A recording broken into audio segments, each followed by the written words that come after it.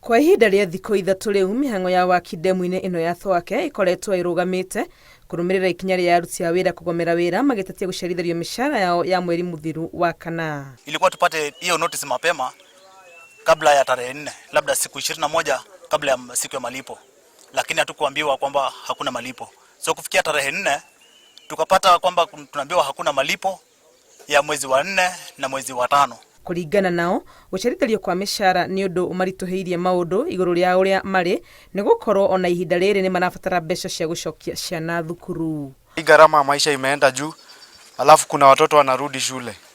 Sasa hapo kuna shida. Alafu tuoni kama tunaweza endelea na kazi bila kwanza kulipwa. Kwa hivyo tunangoja kwanza tuangalie kama tutapata malipo. Ũrũgamĩrĩri wa kambuni ya Gĩzumba ĩrĩa ĩratwarithia mwaka ũyũ ndũheanĩte ũhoro oro wothe igũrũ rĩa mũgomo ũyũ wa aruti a wĩra igũrũ rĩa notithia ĩrĩa tuonete maheanire ya gũcerithĩria mĩcara.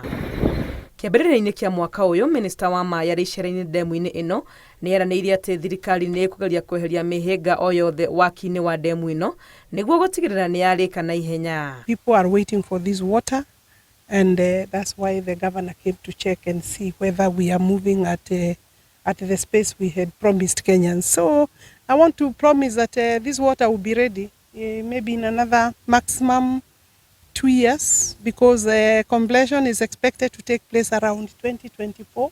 Ndemu ĩno ya Thwake ĩrĩa nĩ ya mũigana wa ciringi birioni 82 ĩtanyĩtwo kũguna mũingĩ wa ikamba-inĩ na maĩ ma kũnyua na ma kũrĩma na oho ĩhũthĩke gũthondeka thitima.